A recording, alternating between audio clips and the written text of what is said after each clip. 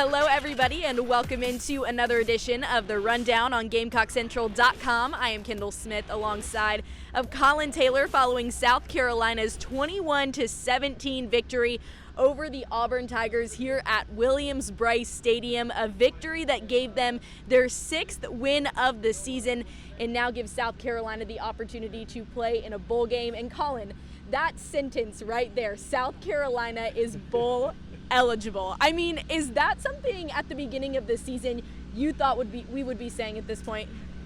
No. This is a team that was projected by Vegas. The over-under on win totals was 3.5. A team that had a lot of question marks at every position. A team that had to pull a graduate assistant to play quarterback. You fight through all of that adversity, some offensive struggles, some really not good losses, and from a aesthetic standpoint, and all of a sudden you look up, and if you're a South Carolina fan, and I told you in August you'd be bowl eligible going into the Clemson game with wins over Auburn and Florida, you would have hit the deal button, I mean, quicker than I could probably ask you to. So, no, I didn't think it, but it's a testament to Shane Beamer, a testament to this coaching staff and players that they're going to a bowl game. We're going to be covering this team in mid-December, so that's incredible work by this staff in year one. Shane Beamer even said during his post-game press conference, I'm sorry everybody, but you're going to be covering us for another month, and indeed we will. South Carolina with their sixth win tonight. But you talked about it there, Collyn, a little bit. South Carolina is a team that never gives up, and Shane Beamer has talked about it all season long, and it might sound a little bit cliche. They keep fighting, they keep moving forward, but truly you've covered South Carolina for several years now. Have you ever seen a Gamecock team like this one, especially tonight? They were down 14-0 at one point, that continues to fight even in the face of adversity. You know, when coaches say that after they lose by 14 or 20 points, and it's like, yeah, whatever you say. But tonight, I mean, it was true. South Carolina could have easily laid down and given up, going down 2 scores in the first quarter. But they didn't, and they kept fighting. And then all of a sudden you look up, and it's 21-17, and South Carolina holds on to win. So it's cliche, but it's the truth right now for South Carolina. They could have easily packed it in, and I think you could have made the argument the last year's South Carolina team would have packed it in. I don't know if this game was even close if last year's South Carolina team was playing in it. So credit to Shane Beamer and his staff for the culture they've built in such a short period of time, and the leaders and the players on this team for believing in it, because they didn't stop fighting. And you look up and all of a sudden you're going to a bowl game and you're going to celebrate on your home field doing it. Speaking of never giving up, we have to talk about Zaquandre White. He is a player that started at the beginning of the season. He was the starting running back against Eastern Illinois in that first game of the season.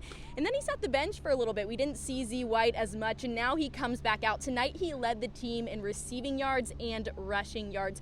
What does it say about a player like him to come back even through the face of adversity like we talked about, come out here tonight and lead the team not only in rushing yards but also receiving? Yeah, it says so much about the kid. He is dynamic, such a great personality. And for him to go through what he went through, like you said, he was the starter. He got benched. He wasn't even, not only was he not starting, he wasn't even playing. Works his way back into the mix, and tonight was just electric. Had multiple long runs, multiple catch and runs that he just looked like the best player on the football field. And Auburn really didn't have any, answer for him. And when you look back at why South Carolina won, number one on that list is obviously Zaquandre White. So, Collyn, we have to talk about next week's opponent. I'm not going to say their name here on Gamecock Central. Neither will but Shane Beamer. Yeah, Shane Beamer won't say their name either. The team from the upstate, the team who shall not be named. But just kind of talking a little bit early on here, what are some things that South Carolina absolutely needs to do against that orange team to ensure they get their 7th victory of the season? This is going to sound so cliche and so simple, but you have to score points. Clemson's a really good defensive football team. They played well offensively at times over the last couple weeks.